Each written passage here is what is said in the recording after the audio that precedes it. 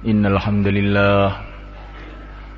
الحمد لله نستعينه ونستغفره ونؤمن به ونتوكل عليه ونعوذ به من شرور أنفسنا ومن سيئات أعمالنا من يهديه الله فلا مضل له ومن يضلل فلا هادي له أشهد أن لا إله إلا الله وحده لا شريك له وأشهد أن سيدنا ومولانا وحبيبنا محمدا عبده ورسوله اللهم صل وسلم وبارك عليه وعلى آله وأصحابه والتابعين لهم بإحسان إلى يوم الدين أما بعد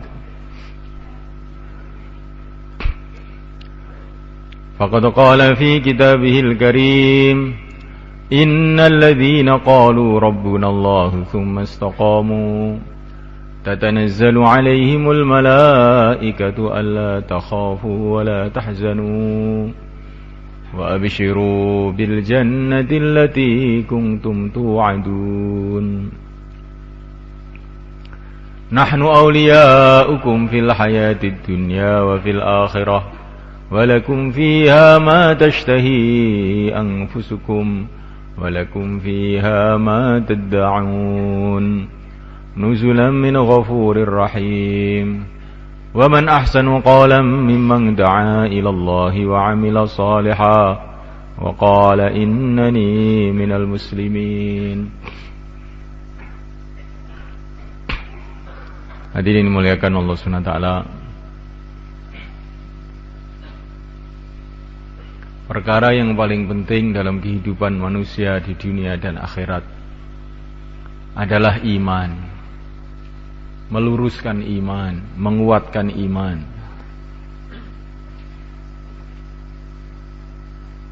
Keyakinan yang benar kepada Allah Subhanahu wa taala. Keyakinan yang benar kepada Rasulullah sallallahu alaihi wasallam. Keyakinan yang benar kepada agama Allah. Keyakinan yang benar kepada kitabullah. Keyakinan yang benar kepada para malaikat Allah. Keyakinan yang benar kepada negeri akhirat. Keyakinan yang benar kepada takdir Allah Subhanahu wa taala. Bila di dalam hati kita ini ada iman yang sahih, iman yang benar, baru kita ini ada nilai di sisi Allah Subhanahu wa taala. Ada harga di sisi Allah Subhanahu wa taala. Tapi bila seseorang ini tidak ada iman yang sahih dalam hatinya,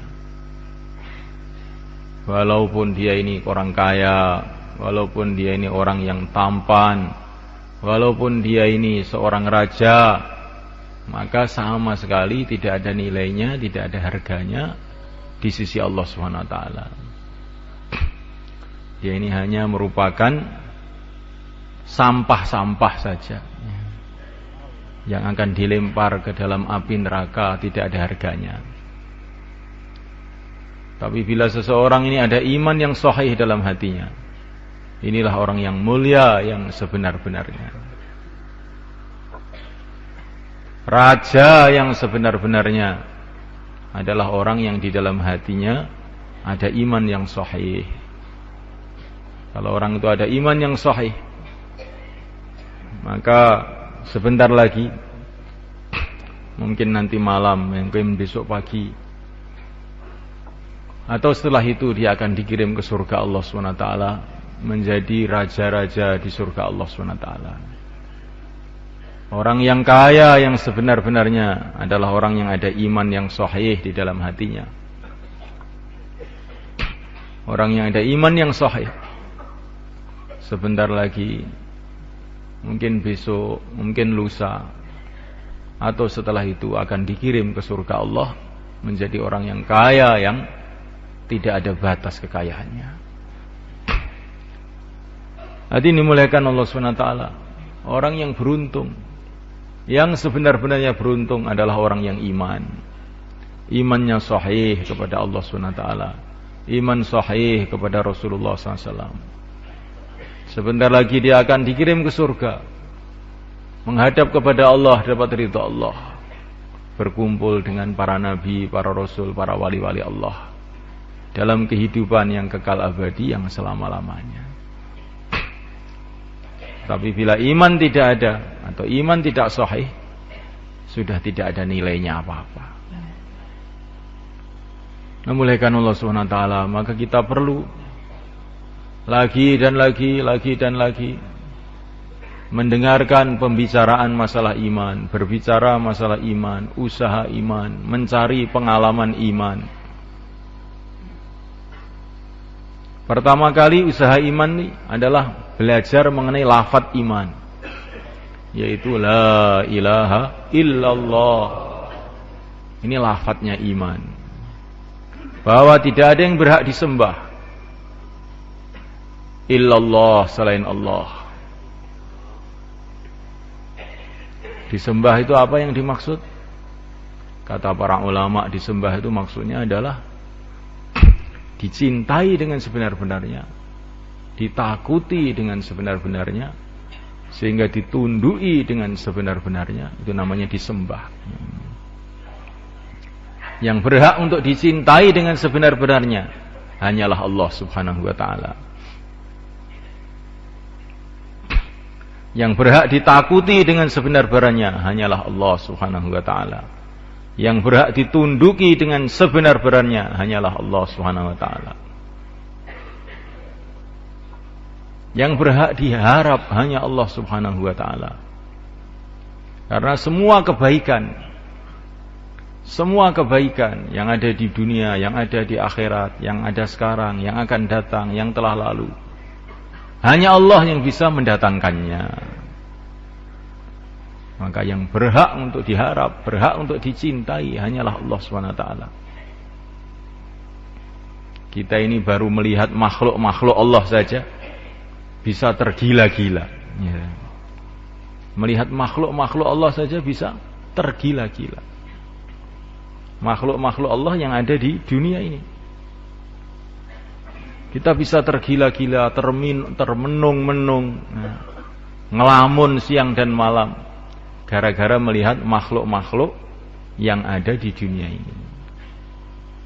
Padahal malaikat Allah Ta'ala, semua keindahan-keindahan yang ada di dunia ini tidak ada apa-apanya dibanding keindahan yang ada di surga.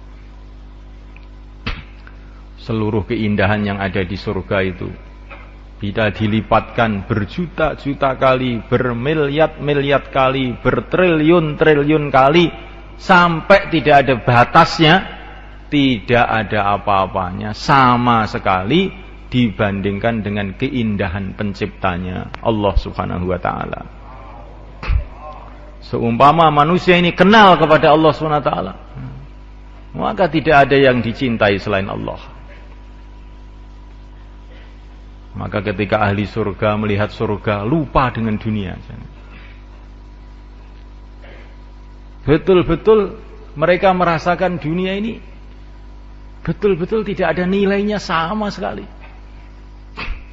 Tapi ketika ahli surga tadi diizinkan untuk menghadap kepada Allah, mereka berteriak-teriak, ya Allah, ya Allah. Mereka lupa dengan surga semuanya. Lupa dengan seluruh kenikmatan surga. Hadirin yang dimuliakan Allah Subhanahu wa ta'ala, kita melihat kesusahan-kesusahan yang ada di dunia ini, kita sudah ngeri. Kesusahan-kesusahan yang ada di dunia ini sudah mengerikan, membuat kita menggigil ketakutan. Kesusahan semua yang ada di dunia ini tidak ada apa-apanya dibanding kesusahan yang ada di neraka. Dan bila kesusahan yang ada di neraka itu dilipat gandakan jutaan kali, triliun-triliun kali, sampai tidak ada batasnya, tidak ada apa-apanya dibanding kesusahan yang dalam khazanah Allah Subhanahu wa ta'ala. Maka semestinya manusia ini mendengar lafaz Allah saja menggigil, karena dahsyatnya keagungan Allah Subhanahu wa ta'ala. Keagungan Allah Subhanahu wa ta'ala yang tidak ada batasnya. Mulaikan Allah Subhanahu wa taala seumpama kekayaan yang ada di dunia ini dikumpulkan menjadi satu. Kekayaan yang ada di surga, yang ada di akhirat, semua dikumpulkan menjadi satu. Ini tidak ada apa-apanya. Ini baru satu tetes dari kekayaan yang tersimpan di dalam khazanah Allah, di dalam gudang Allah Subhanahu wa taala. Maka semestinya manusia ini berharap kepada kekayaan Allah SWT melebihi harapannya kepada apa saja. Kalau saya taat kepada Allah, beres. Allah itu maha kaya. Kalau saya dicintai oleh Allah SWT, beres. Allah itu maha kaya. Mulaikan Allah SWT, kalau orang itu dicintai oleh seorang raja, maka dia akan merasa dalam hatinya, beres saya sudah. Bagaimana pula kalau orang itu dicintai oleh pencipta seluruh raja, pencipta seluruh raja. Kalau orang itu disayang oleh orang kaya, ayah saya ini orang kaya kok, nggak usah mikir saya itu, sawahnya 30 hektar kok. Ayah saya orang kaya, nggak mikir, dan ayah saya ini sayang sama saya. Bagaimana kalau orang itu disayang oleh Allah yang menciptakan seluruh orang yang kaya di alam semesta ini? Semestinya dia ini akan menjadi tenang, tentram, bahagia, tidak khawatir apa-apa. Tidak khawatir apa-apa. Mulaikan Allah Subhanahu wa taala. Maka bila orang itu mengenal keagungan Allah, kehebatan Allah, kekuasaan Allah, Masya Allahu kan wa ma lam yasha' lam yakun. Apa yang dikehendaki oleh Allah pasti terjadi. Yang tidak dikehendaki oleh Allah tidak mungkin terjadi. Kalau orang itu kenal kepada keagungan Allah, maka tertanam dalam hatinya tidak ada yang diharap selain Allah, tidak ada yang disembah selain Allah, tidak ada yang ditakuti selain Allah, tidak ada yang diminta selain Allah. Mencintai Allah, mengagungkan Allah, takut kepada Allah, merasa dekat dengan Allah Subhanahu wa taala. Namanya belajar lafadz iman. Setelah belajar lafadz iman ini semula kan, perlu kita ini belajar pengalaman iman, pengalaman hubungan dengan Allah. Bagaimana caranya semula kan? Di saat-saat keadaan itu mengajak kita untuk terkesan dengan makhluk, kok kita ini tetap tidak terkesan dengan makhluk, hanya tawajuh kepada Allah, zahir batin, saat itu nanti kita dapat pengalaman iman. Jadi cari pengalaman iman itu begini caranya. Di saat suasana-suasana semua itu mengajak kita untuk tawajuh kepada makhluk, berharap kepada makhluk, takut kepada makhluk, terkesan dengan keadaan, kok kita ini tawajuh terus kepada Allah, nanti pasti kita akan dapat pengalaman iman. Ini ceritanya dalam Al-Quran banyak. Ketika seorang ahlul iman dari keluarga Fir'aun, rajulun mu'minun min ali Fir'aun, dalam surat Ghafir, ketika satu orang ahlul iman dari keluarga Fir'aun menghadapi ancaman-ancaman Fir'aun, tetapi dalam suasana seperti itu dia dakwah pada Fir'aun, cerita keagungan Allah kepada Fir'aun, dan dia menyerahkan dirinya kepada Allah. Wa ufawwidu amri ilallah. Innallaha basirum bil ibad. Aku serahkan diriku kepada Allah. Allah Maha tahu terhadap hamba-hambanya. Wa ufawwidu amri ilallah. Innallaha basirum bil ibad. Aku serahkan diriku kepada Allah. Allah Maha tahu terhadap hamba-hambanya. Fabaqahullahu sayyiati ma makaru. Ketika orang iman dari keluarga Fir'aun tadi, dalam suasana semua itu mengajak takut kepada makhluk. Tapi dia ini tidak takut. Wa ufawwidu amri ilallah. Aku serahkan diriku kepada Allah. Akhirnya dijaga oleh Allah. Sehingga Fir'aun dengan pasukannya tidak bisa berbuat apa-apa di depan orang ini. Ini ceritanya banyak. Para nabi, orang-orang iman dahulu. Para sahabat diceritakan dalam Al-Quran. Alladzina qala lahumun nasu innan nasa qad jama'u lakum fakhshawhum fazadahum imana wa qalu hasbunallah wa ni'mal wakil. Datang orang-orang kepada para sahabat memberitahu, oh musuh-musuh sudah siap untuk mengganyang kamu semua. Ini suasana itu mengajak orang itu tawajuh pada makhluk, mengajak orang itu ketakutan kepada makhluk.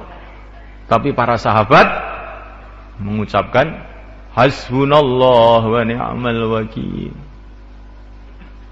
Cukup Allah saja. Sebaik-baiknya yang diserai segala urusan adalah Allah.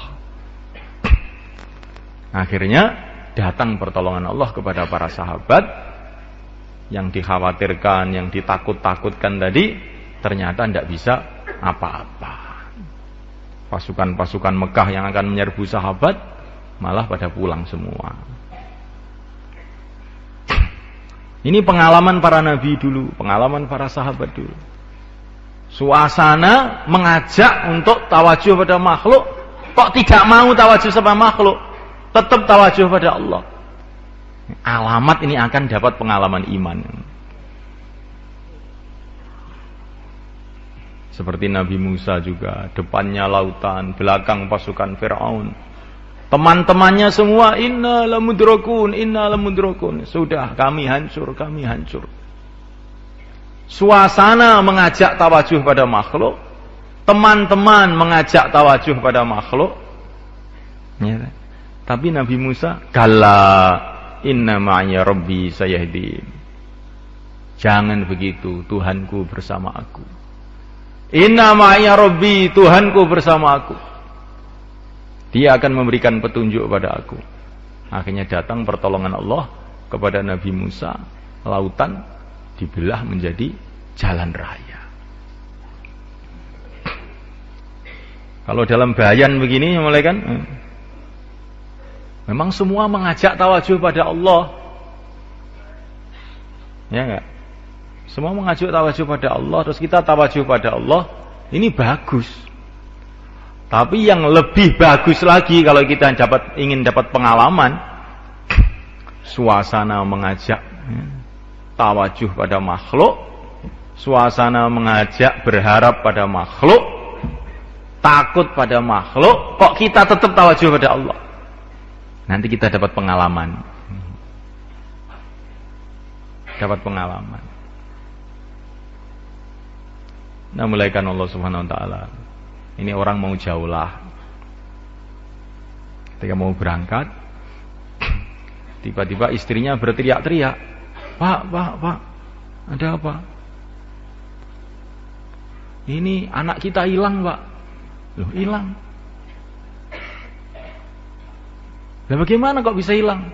Ya nggak tahu, tadi jalan-jalan di depan tuh saya cari kemana-mana nggak ketemu. Ya saya mau jaulah.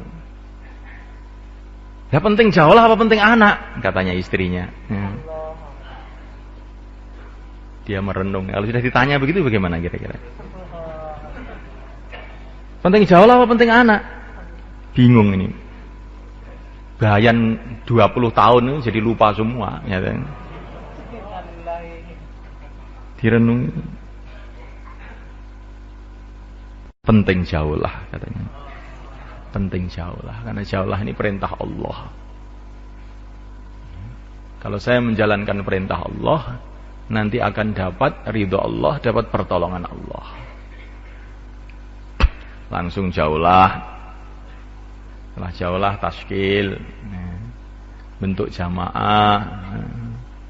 Setelah bentuk jamaah mau kencing di belakang masjid, tiba-tiba ada orang berteriak-teriak, Pak, ini ada anak kecil di sini, anaknya siapa Pak ini? Walah, anak saya ini. Masya Allah. Jadi orang itu kalau suasana itu mengajak kepada makhluk, kok dia tetap tawajuh kepada Allah, itu nanti dia dapat pengalaman macam-macam.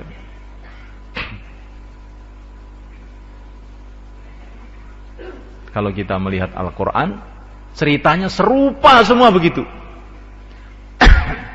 Kapan pertolongan Allah datang pada para nabi, para rasul, para sahabat, para wali-wali Allah zaman dulu, ketika suasana mengajak kepada makhluk, tapi mereka tetap tawajuh pada Allah. Termasuk Nabi Ibrahim alaihissalam. Tangannya ditali sama Namrud, kakinya ditali sama Namrud, dilemparkan dalam api. Semua suasana mengajak untuk tawajuh pada makhluk. Tapi beliau tidak terkesan dengan suasana ini, tetap tawajuh pada Allah. Hasbunallah, cukup Allah. Bahkan para malaikat pun datang mau menolong.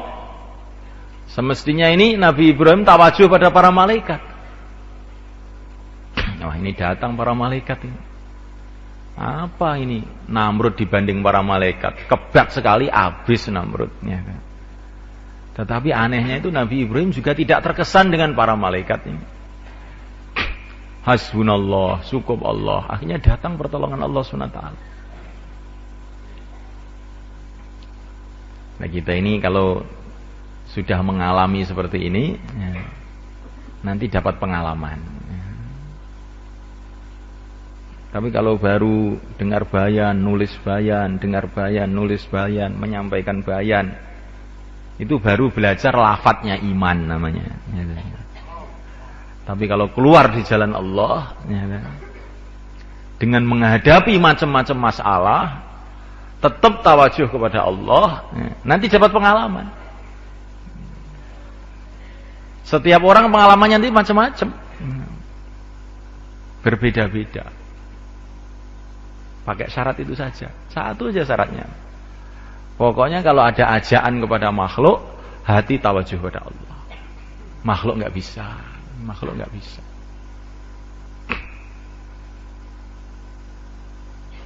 Nah, mulaikan Allah Subhanahu wa taala.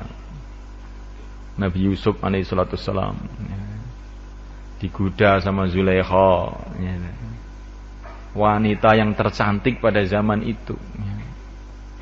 Pintu-pintu dikunci. Wa qalat haytalat. Mari ke sini, mari ke sini. Tapi Nabi Yusuf tawajuh pada Allah. Ma'adallah, innahu rabbi ahsana mathwaya. Ma'adallah, aku berlindung kepada Allah. Langsung beliau lari.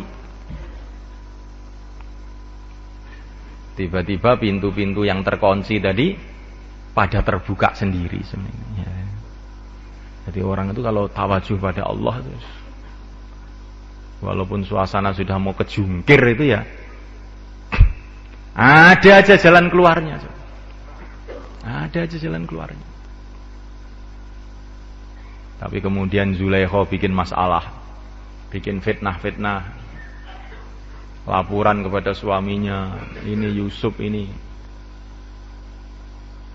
dia menggoda saya, macam-macam. Akhirnya apa yang terjadi semalekan? Nabi Yusuf orang tawajuh pada Allah, Tiba-tiba itu ada bayi di rumah itu ngomong. Yang biasanya nggak pernah ngomong lo ngomong.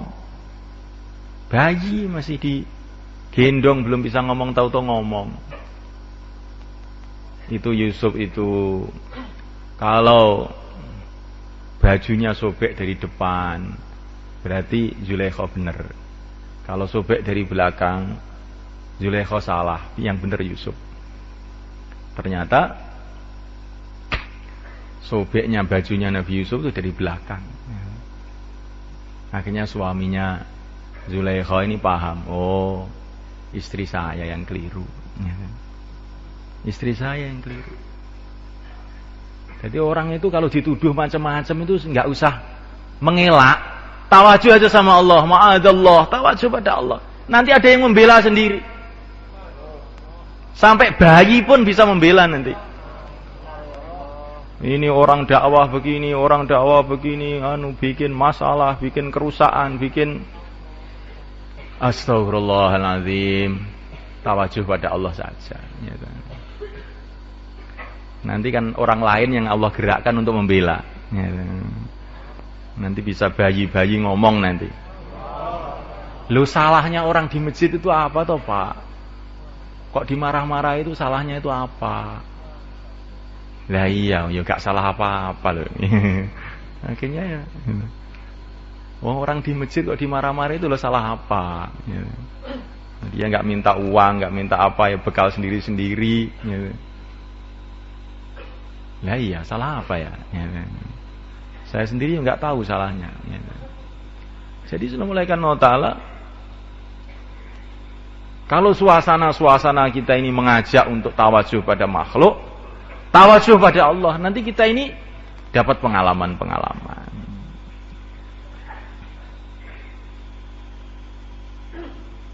Jangan kalau ingin marah dilampiaskan marahnya, ingin membela diri dilampiaskan pembelaannya.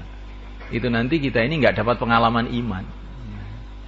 Kalau ingin kita dapat pengalaman iman, kalau mau marah ditahan, tawajuh pada Allah. Nanti Allah Subhanahu wa ta'ala akan berikan macam-macam nusrahnya kepada kita. Allahu waliyyu man sakat. Katanya para ulama, Allah itu akan membela orang yang diam. Allahu waliyyu man sakat. Allah itu membela orang yang diam.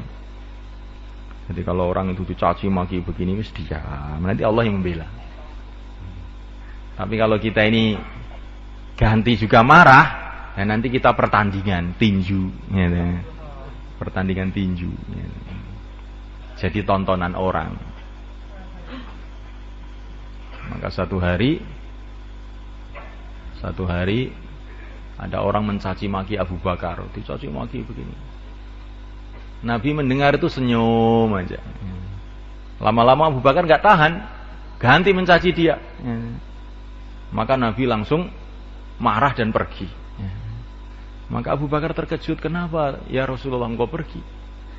Ketika kamu tadi dicaci maki diam saja, saya lihat para malaikat pada datang membela kamu. Tapi ketika kamu ganti marah, saya lihat malaikat-malaikat pada pergi, syaitan datang. Ya, saya nggak mau duduk di tempat yang ada syaitannya ini. Nah kalau malaikat datang itu alamat hidayah akan datang. Karena malaikat ini makhluk-makhluk suci. Nah kalau syaitan datang, siapa yang akan datang? Yang akan datang adalah dhalalah, kesesatan. Makanya wongis dielek-elek, meneng wae. Kamu kok diam saja? Mang ini belajar diam kok Pak. Saya itu ngengkel itu sudah lama, berpuluh-puluh tahun saya sudah biasa ngengkel. Saya ingin belajar diam sekarang ini. Allahu waliyyu man sakat. Allah akan membela orang yang diam. Jadi semuanya Allah Subhanahu wa ta'ala, ini namanya belajar pengalaman iman. Nah, orang itu kalau sudah dapat pengalaman mantep. Mantep. Tapi kalau belum dapat pengalaman, walaupun sudah pandai bayan, pandai mudzakarah. Ya, tapi kalau belum pernah dapat pengalaman, nah ini nanti imannya itu masih meyar-meyor. Ya, maka para sahabat ini begitu belajar iman, lafadznya iman, la ilaha illallah, kemudian oleh Nabi diterjunkan dalam perjuangan, sehingga mereka dapat pengalaman macam-macam, diterjunkan dalam perjuangan. Akhirnya mereka menghadapi masalah sini, masalah sana. Oleh Nabi dikasih arahan, tawajuh pada Allah. Ya ayyuhalladzina amanu aminu, hai orang yang beriman, tawajuh pada Allah. Jangan terkesan dengan makhluk, tawajuh hati pada Allah. Akhirnya semulaikan para sahabat dapat macam-macam pengalaman sehingga imannya mantap. Bukan cerita pengalaman orang lain, pengalaman masing-masing dia sendiri. Berbeda dengan Bani Israel. Bani Israel itu melihat pengalaman orang lain. Melihat pengalamannya Nabi Musa, melihat pengalamannya Nabi Harun. Tapi mereka sendiri ini karena tidak mau berjuang, nggak dapat pengalaman. Sehingga ketika ditinggal Nabi Musa 40 hari saja, sudah pada menyembah berhala. Ya kan? Pada menyembah berhala. Ditinggal 40 hari aja sudah pada menyembah berhala. Karena mereka ini nggak punya pengalaman masing-masing, itu nggak punya, karena nggak mau berkorban. Sehingga ketika dinasihati Nabi Harun, kamu jangan menyembah berhala, maka mereka mengatakan, kami akan terus menyembah berhala, kecuali kalau nanti Musa sudah datang. Kalau Nabi Musa sudah datang, ya saya salat lagi. Ya. Kalau Nabi Musa belum datang, ya saya tetap menyembah berhala. Ya. Karena yang mereka lihat itu mukjizat-mukjizat Nabi Musa, kehebatan-kehebatan Nabi Musa. Mereka sendiri ini karena tidak ada pengorbanan, tidak punya pengalaman iman sendiri. Ya seperti kadang-kadang kita sekarang ini, umpama Rasulullah masih ada gitu, apa 4 bulan siap mati sekarang juga saya.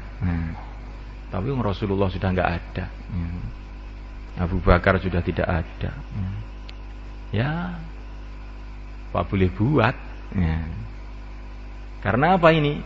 Kita ini baru dengar cerita pengalaman orang lain, kita sendiri belum punya pengalaman.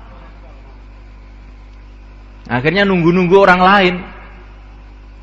Kalau Sunan Ampel datang itu ya saya dakwah. Ya. Sunan Ampel sudah mati, saya tidur saja. Ya. Karena kita ini pengalamannya itu pengalaman mendengar ceritanya Sunan Ampel, tapi kita sendiri nggak punya cerita, nggak pernah berjuang. Bagaimana ada cerita?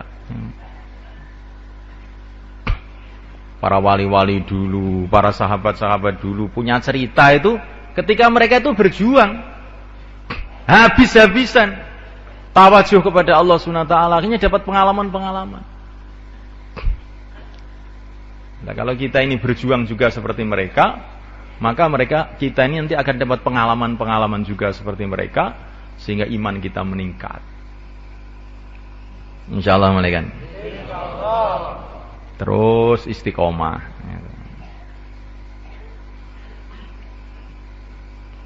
Teman ada, teman nggak ada. Orang menerima, orang tidak menerima. Keadaan sehat, keadaan sakit. Keadaan berat, keadaan ringan, terus jalan dengan istiqomah dan dengan tertib. Apa-apa dimusyawarahkan, karena amalan dakwah ini tanpa musyawarah ini seperti sholat nggak wudu. Ya, dakwah itu harus pakai musyawarah. Apa-apa dimusyawarahkan, jangan pakai pikiran sendiri. Nah, mulaikan Allah Subhanahu wa taala Maka ini penting kita sadari. Amal itu kalau amal istimai, amal bareng-bareng, itu harus musyawarah. Wa amruhum syura bainahum. Terus istiqomah dengan musyawarah, terus istiqomah. Nanti lama-lama dapat pengalaman sehingga iman kita naik. Nah, tandanya iman naik itu bagaimana? Tandanya itu mulai seneng dengan sholat. Bukan sholat, seneng dengan sholat. Punya keyakinan di dalam hati dengan sholat saya selesai masalah. Nanti kalau saya sholat selesai masalah. Ini tandanya iman. Benar. Karena sholat ini menghadap kepada Allah, pencipta alam semesta, penguasa dunia akhirat. Saya ada masalah dengan ayah saya, Pak. Ayah kamu itu yang memegang hatinya Allah. Kamu sholat. Mertua juga begitu, Pak. Itu istri saya itu dipengaruhi mertua saya. Oh, begitu. Mertua kamu, istri kamu, hatinya di tangan Allah. Kamu sholat. Tapi kalau sholat, tawajuh kepada Allah. Jangan tawajuh sama mertua. Nanti karena ada masalah dengan mertua, mulai Allahu Akbar sudah mertua. Dalam hatinya itu. Enggak merasa menghadap pada Allah, menghadap pada mertua. Akhirnya tidak ada nilainya sholatnya itu tadi.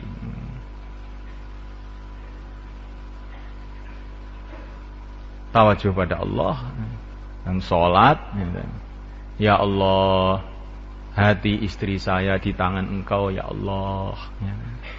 Dia tidak bisa berbuat apa-apa ya Allah tanpa Engkau.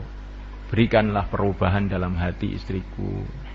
Mertua saya juga hamba-Mu ya Allah, yang menciptakan hatinya Engkau, yang mengendalikan hatinya Engkau, yang mengendalikan otaknya Engkau, yang mengendalikan mulai pucuk rambut, pucuk kaki, pucuk kukunya adalah Engkau. Gerakkanlah dia untuk kebaikan, membantu saya dalam perjuangan dakwah ini. Nah, begitu sana. Jangan sambat saja, gitu. Sebetulnya saya ini juga ingin, tapi gimana ya?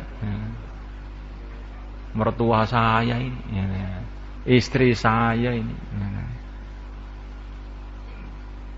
Tapi itu boleh saja, tapi tapinya yang benar. Tapi yang kuasa itu hanya Allah. Tapi yang bisa menolong saya itu hanya Allah. Pokoknya bagaimanapun juga ya saya nangis pada Allah. Itu tapi yang benar. Jangan tapi yang tidak benar.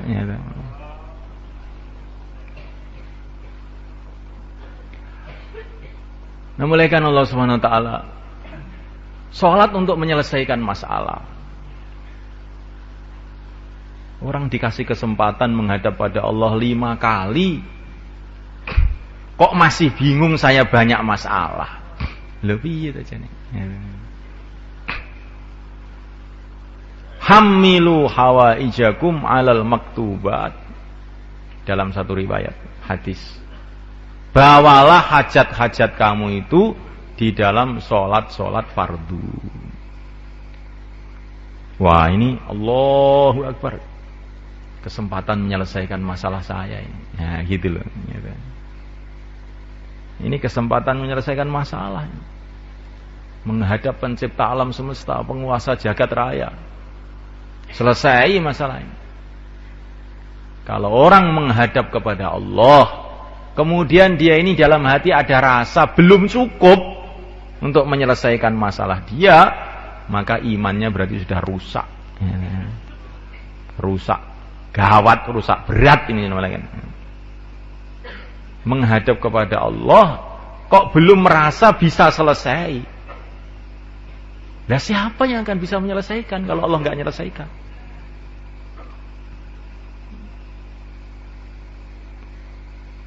Nah, mulaikan Allah SWT. Dan kalau orang itu imannya itu lurus, ada tandanya senang dengan ilmu. Belajar ilmu itu seneng. Karena apa? Ilmu itu untuk mengetahui apa perintah Allah, apa larangan Allah, apa adab sopan santun hidup di bumi Allah, di depan Allah, didengar oleh Allah. Jadi belajar ilmu itu bukan supaya dipanggil jadi ustadz, bukan. Bukan disekatakan ini Pak Kiai ini karena sudah ngaji 20 tahun ini. Bukan itu maksudnya. Bagi orang beriman tuh ilmu itu penting karena untuk supaya tahu perintah Allah itu apa. Saya ini disuruh apa? Saya ini hamba Allah, tinggal di bumi Allah, di bawah kolong langit Allah. Terus sekarang ini saya ini disuruh oleh apa? Disuruh apa oleh Allah?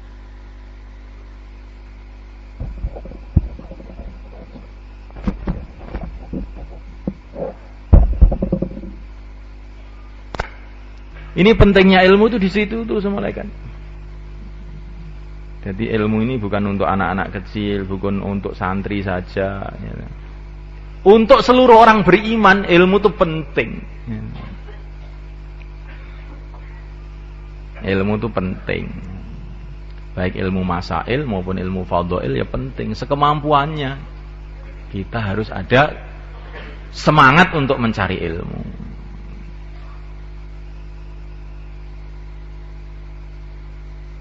Jangan kemudian kita ini salah paham, cari ilmu nggak diamalkan, apa gunanya? Nah kalau tidak ada ilmunya, ngamalkannya bagaimana? Ya, kan? Wong sudah punya ilmu aja masih sulit mengamalkan, apalagi nggak punya ilmu, tambah belas, ya, kan? Tambah sama sekali jadinya. Ya, kan? Jadi kita ini jangan menjadi orang yang anti ilmu. Wah, ini keliru malah kan. Ya, kan? Yes, ngene iki aku wis. Karena mencari ilmu itu Masya Allah, ilmu agama itu semulaikannya. Baru mencari saja sudah dapat pahala. Tidak paham pun dapat pahala. Karena aneh itu ilmu agama itu. Baru berangkat saja malaikat-malaikat sudah menghormat kepada kita. Nah, mulaikan Allah Subhanahu wa taala. Maka taklim di rumah, taklim di masjid dikuatkan mulaikan. Saya sudah hafal tuh fadilah amal, sudah hafal. Sehingga setiap taklim tidur. Ini bukan masalah hafal. Masalahnya itu kalau kamu berangkat itu loh, malaikat-malaikat itu hormat kepada kamu. Padahal malaikat ini makhluk-makhluk suci yang sudah ibadah jutaan tahun, miliaran tahun itu loh sayang dengan kamu. Masya Allah, bagaimana ini? Kok kamu bisa tidur seperti itu? Ya. Masya Allah. Ya. Nah, mulaikan Allah Ta'ala. Kalau iman itu benar, orang itu seneng dengan zikir. Mulutnya nggak bisa berhenti dari zikir. Subhanallah, Subhanallah. Ya. Seperti ceritanya Nabi Idris, sampai beliau ini punya kerjaan itu menjarum pakaian, sambil menjarum itu Subhanallah, Alhamdulillah, wala ilaha illallah, Allahu Akbar. Tahu-tahu iblis datang iri, ini orang jarum pakaian dikir terus. Iblis ini mengangkel ini iblis ini. Tahu iblis datang, tuanya macam-macam. Langsung oleh Nabi Idris jarumnya itu dicocokkan ke matanya iblis itu, sehingga akhirnya matanya itu buta satu. Begitu semuanya kan. Jadi orang itu kalau imannya benar tuh zikir tuh seneng begitu. Itu tandanya iman itu benar. Nah kalau zikir ini terus dikerjakan, kan, timbul sifat namanya mahabbatullah, cinta kepada Allah. Nah kalau sudah timbul cinta kepada Allah, amal agama itu jadi seneng. Sholat jadi seneng, dakwah jadi seneng. Itu tandanya zikirnya benar. Menjalankan perintah Allah itu dengan senyum. dengan gembira karena cinta. Orang ini kalau sudah cinta, ya, mengamalkan perintah kekasihnya itu dengan gembira. Korban itu dengan seneng. Ya. Seperti orang tua, ya, seperti seorang suami cinta sama istrinya. Maka dia bertungkus lumus kerja 40 tahun. Bisa membangun rumah, gembira. Alhamdulillah. Saya sudah bisa membikinkan rumah untuk istri saya. Loh. Kan aneh kan? Ya. Jadi korban itu gembira, itu orang itu kalau cinta itu seperti itu. Korban itu gembira. Saya sudah bisa membelikan sepeda motor untuk anak saya. Loh. Padahal yang naik itu anaknya, tapi yang gembira itu malah ayahnya. Kan aneh itu. Ya, itu. Ini kalau orang sudah sayang sama anak seperti itu. Lah kalau orang sudah cinta sama Allah, Masya Allah. Amal agama itu nikmat. Sampai enggak teringat pahalanya. Ya. Amal itu sendiri sudah dianggap satu kebahagiaan. Seperti Sayyidina Abu Bakar. Korban semua. Habis laporan sama Nabi, ya Rasulullah, yang bisa saya korbankan hanya ini, sudah habis. Nanti kalau ada lagi mau saya korbankan lagi. Nah, ini orang itu kalau cinta itu korban itu seneng. Alhamdulillah bisa korban. Tapi kalau belum ada mahabbatullah, kecintaan ini, amal juga, tapi dengan melerut, ya, dengan cemberut, dengan berat. Nah, dulu para sahabat ini cintanya ini sudah luar biasa. Cintanya kepada Allah, cintanya kepada Rasul. Ya. Sehingga amal itu dengan gembira. Dalam medan pertempuran, ditusuk dadanya oleh orang kafir, tapi mereka berteriak, "Fustu wa rabbil Ka'bah." Beruntung aku demi Tuhannya Ka'bah. Ya. Karena saya sudah bisa korban. Ya. Karena sudah bisa korban, beruntung saya. Nah, ini para sahabat. Di korban itu seneng. Apa senengan kamu Abu Bakar? Senengan saya itu kalau saya bisa mengorbankan harta saya untuk Allah dan Rasulnya. Apalagi kalau bisa mengawinkan anak saya dengan Rasulullah. Ya. Jadi pokoknya apa yang bisa korban itu jadi gembira itu Abu Bakar. Semoga kita begitu juga, malaikat. Nah, kalau amal sudah cinta ini, malaikat. Sholat satu malam nggak terasa, ya, orang sudah seneng. Ya. Seperti ceritanya Fudail ibnu Iyad, dia ini punya kekasih seorang wanita, maka dia ini malam-malam hujan-hujan pergi ke rumahnya kekasihnya itu. Tapi orang zaman dulu, malaikat, mau masuk rumah nggak berani, ya, mau assalamualaikum juga nggak berani, dia cuma berdiri aja di halaman itu. Padahal hujan-hujan, nggak terasa sampai pagi, ya. Cuman berdiri aja, maju nggak berani, mundur sayang, ya. Kita berdiri aja. Maka ketika subuh, hayya 'alas shalah, sholatu khairum, terkejut ya, loh sudah subuh. Maka dia ini menangis, Masya Allah. Gara-gara cinta makhluk saya berdiri semalam suntuk di sini nggak terasa. Seumpama ini untuk cinta kepada Allah kan jadi wali saya ini. Sudah mulai malam ini saya mau berdiri semalam untuk Allah. Ya. Akhirnya jadi wali. Ya. Akhirnya jadi wali begitu. Jadi kalau kita ini terlanjur mencintai dunia, mencintai makhluk, maka kita ini coba merenung.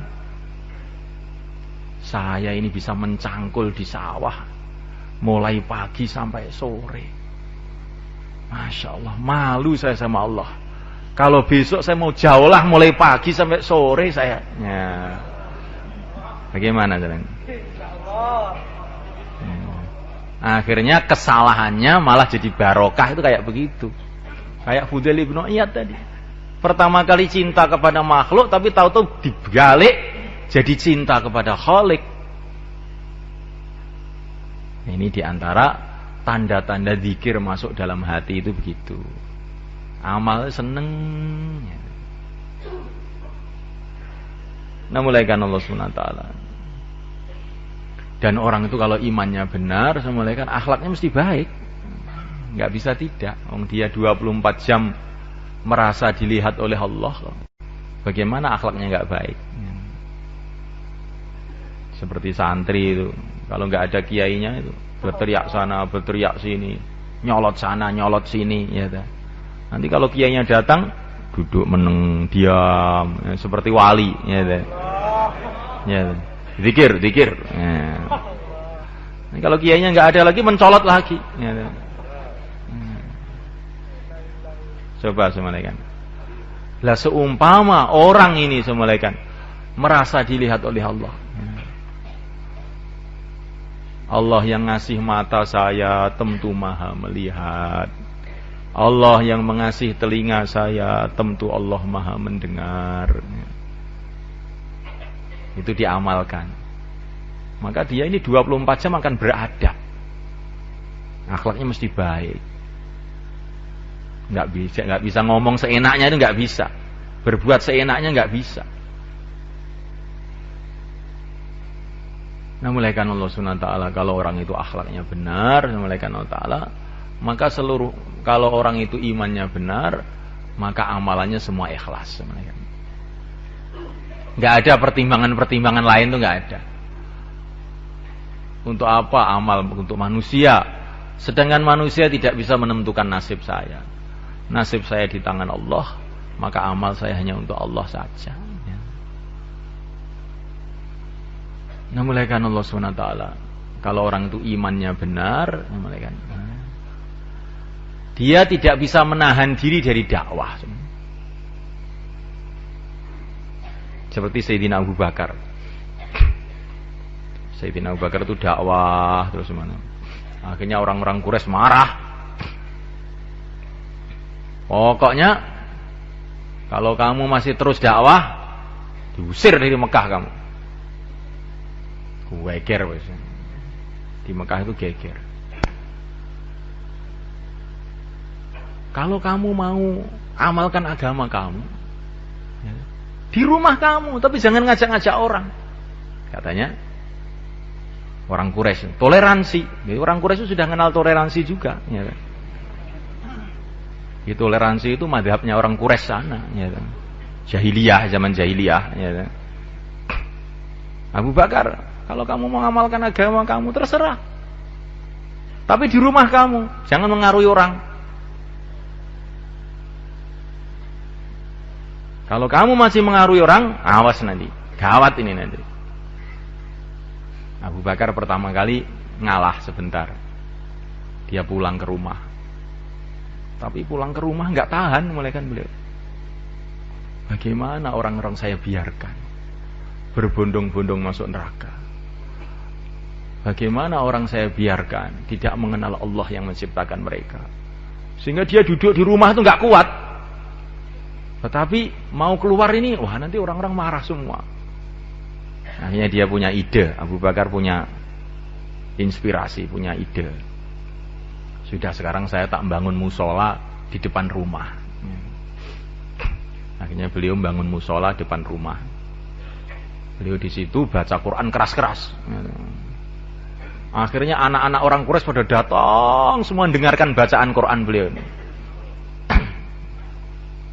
Dengarkan, terkesan, seneng mereka. Wah, orang-orang Quraisy geger lagi. Nah, ini ternyata dakwah lagi nih Abu Bakar, ya kan? Jadi mulaikan Allah Ta'ala, orang itu kalau imannya benar nggak bisa kok diam tuh nggak bisa, kan? Nggak bisa, kan? Nah, mulaikan Allah Subhanahu Wa Ta'ala. Kalau orang itu imannya benar, dalam hatinya ada keyakinan kepada Allah Subhanahu Wa Ta'ala. Allah melihat, Allah mendengar. Kemudian melihat orang-orang tidak kenal kepada Allah. maka dia mesti tidak akan bisa membiarkan mereka. Mesti akan datang menasihati mereka. Nah, mulaikan Allah Subhanahu wa taala. Kalau kita ini melihat ada orang mau berjalan, mau masuk jurang atau mau masuk sumur, kalau kita ini memang orang waras, nggak akan bisa membiarkan begitu. Mesti kita berteriak-teriak, Pak, sumur itu depan itu. Ya nggak mereka? Kalau orang itu ada keyakinan bahwa di depan sana ini, kalau orang itu tidak amal agama adalah sumur jahanam, gitu. Bagaimana orang itu bisa diam, ya kan? Membiarkan orang maksiat, membiarkan orang tidak kenal agama, nggak bisa diam. Jadi orang itu diam itu sebetulnya karena dia ini imannya ini melemah sebenarnya. Kalau orang itu imannya benar, nggak akan bisa diam. Mesti dia akan mengingatkan orang, mesti dia akan mengajak orang. Maka iman dengan dakwah itu nggak bisa berpisah. Orang-orang ahlul iman semua ahli dakwah. Para nabi, para rasul, para sahabat, para wali-wali Allah semua ahli dakwah semua. Wal mu'minuna wal mu'minatu ba'duhum awliya'u ba'd ya'muruna bil ma'rufi wa yanhauna 'anil munkar. Orang iman laki-laki maupun wanita saling bantu-membantu satu sama lain. Bentuknya bagaimana bantu-membantunya itu? Di antara bentuknya adalah ya'muruna bil ma'rufi wa yanhauna 'anil munkar, mengajak pada kebaikan, melarang kepada dari kemungkaran. Nah, mulaikan Allah Ta'ala. Dakwah ini penting, mulaikan. Kemarin Maulana Mustaqim hafizahullah beliau mengatakan wujudnya agama itu adalah dengan dakwah. Untuk menjaga agama begitu juga harus dengan dakwah. Wujudnya pertanian dengan kerja namanya kerja pertanian. Begitu juga untuk menjaga pertanian bagaimana? Ya kerjanya, ya pertanian itu sendiri juga. Untuk mewujudkan perdagangan, maka perlu ada kerja namanya kerja perdagangan. Nah, untuk supaya menjaga perdagangan itu sendiri bagaimana? Ya harus ada kerja namanya perdagangan itu diteruskan. Jadi kalau semulaikan kita ini bertani, sudah wujud kerja pertanian. Wujud kerja pertanian 100 tahun, 500 tahun. Karena kita sudah kerja pertanian terus-menerus turun-menurun 500 tahun. Nah, sekarang ini kerja pertanian sudah kita buat selama 500 tahun. Oleh karena itu, sekarang kita sudah tidak perlu kerja pertanian lagi. Ya. Maka kita tidak perlu kerja pertanian lagi. Akhirnya jadi apa yang jadi? Yang terjadi apa kira? Ya langsung sawah-sawah kita bertahap-tahap akan rusak semua. Seperti kita sekarang ini di Jawa ini. Dulu Wali Songo sudah dakwah tungkus lumus siang malam selama 40 tahun sehingga seluruh orang Jawa telah masuk Islam. Oleh karena itu sekarang sudah tidak perlu dakwah lagi. Begitu semuanya. Saya ini sudah makan selama 40 tahun. Maka oleh karena itu mulai hari ini kita sudah tidak perlu makan lagi. Sudah terlalu lama kita makan ini. Begitu semulaikan. Jadi semulaikan untuk supaya kita ini bisa hidup, asbabnya ya makan minum itu. Untuk meneruskan hidup ya asbabnya makan minum itu juga. Ini ketentuan Allah, sunnatullah untuk manusia. Untuk mewujudkan agama perlu dakwah. Untuk meneruskan wujudnya agama ini juga harus terus dakwah. Terus dakwah. Dakwah ini kerja permanen umat. Sebagaimana ibadah juga kerja permanen umat. Jadi umat Islam ini kerja permanennya itu dua, ya ibadah, ya dakwah. Dua-duanya. Mulai awal. Karena Nabi kita, baginda Muhammad SAW, adalah Nabi yang terakhir. Maka mulai awal, pertama kali Nabi kerja di Mekah. Diutus oleh Allah di Mekah. Beliau mengajarkan kepada umatnya itu dua kerja sekaligus. Dakwah dan ibadah. Langsung sekaligus. Orang diajak ibadah, orang diajak dakwah. Mulai awal-awal. Baru orang masuk Islam satu.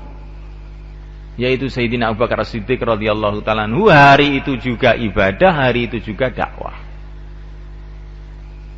Hari itu juga dakwah, hari itu juga ibadah. Tapi waktu itu memang belum ada sholat 5 waktu. Tapi sudah ada sholat. Sholat 5 waktu itu setelah Isra Mi'raj. Ya. Kurang lebih 1 tahun setelah menjelang hijrah. Ya. Tapi sholat itu mulai awal sudah ada sholat. Mulai awal sudah ada sholat. Orang diajari iman, kemudian diajari sholat, dan sekaligus dakwah. Mulai awal Nabi selalu begitu.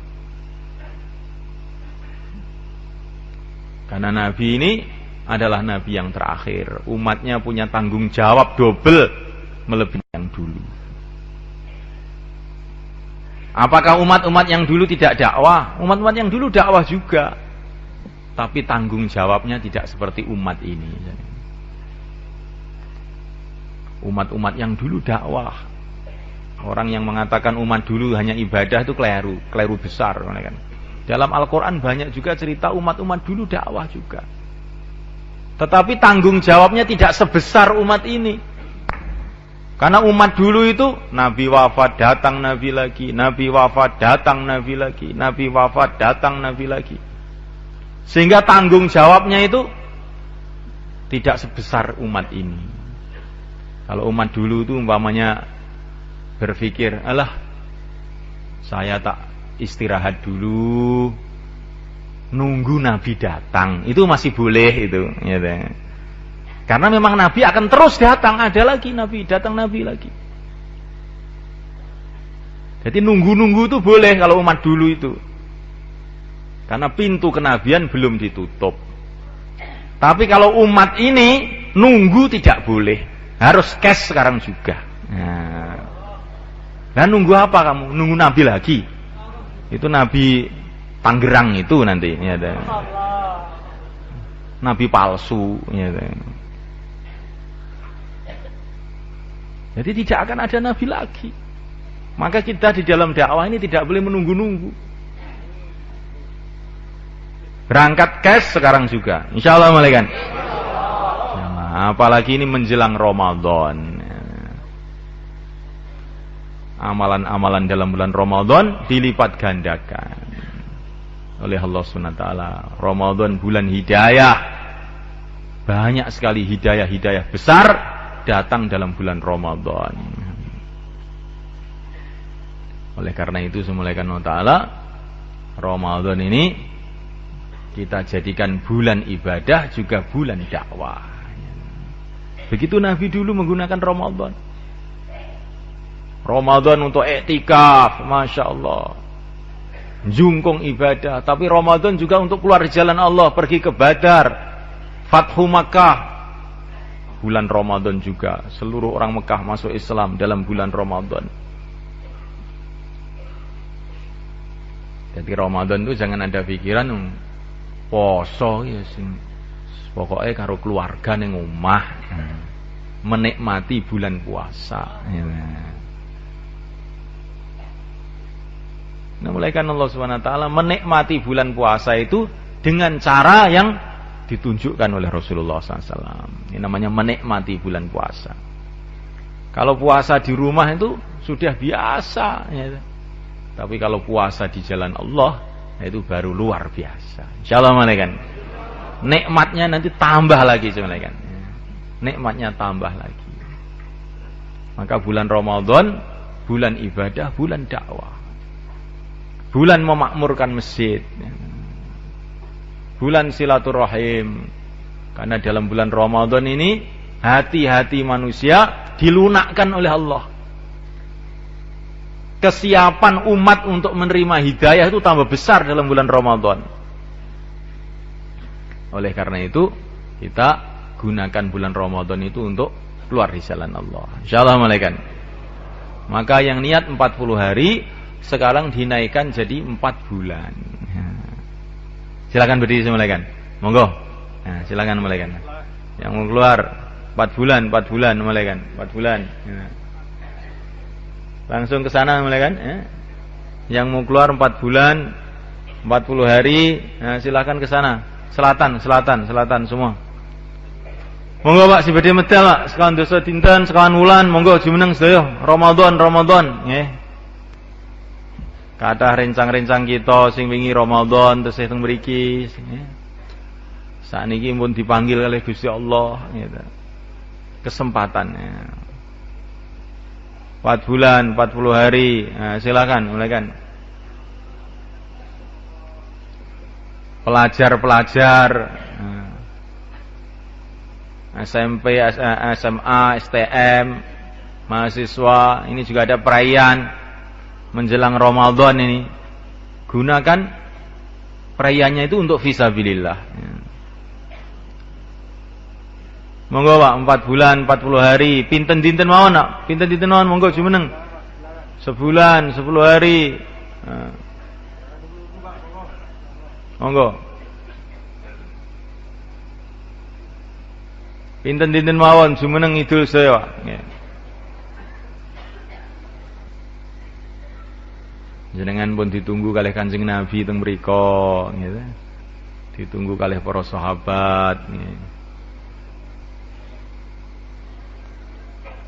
Sampean mandang akhirat, engko rak penak ngamal niku nggih.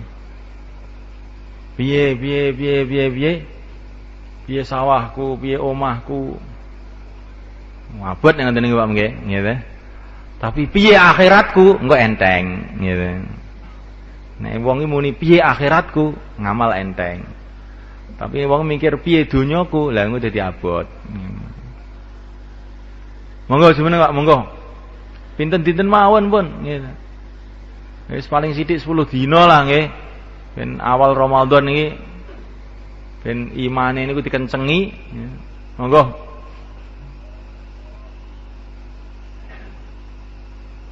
Insyaallah sedaya niat nggih. Saniki sing naskil genti jenengan, Pak. 3-3 sekawan-sekawan, monggo. Monggo 3-3 sekawan-sekawan mudzakarah ganti sing naskil jenengan, gitu. Ketoke mandi-mandi sampeyan iki naskile. Monggo.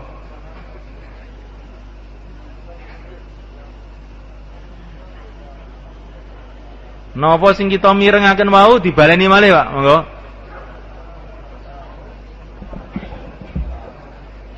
Apa yang kita dengar tadi, kita ulang-ulang.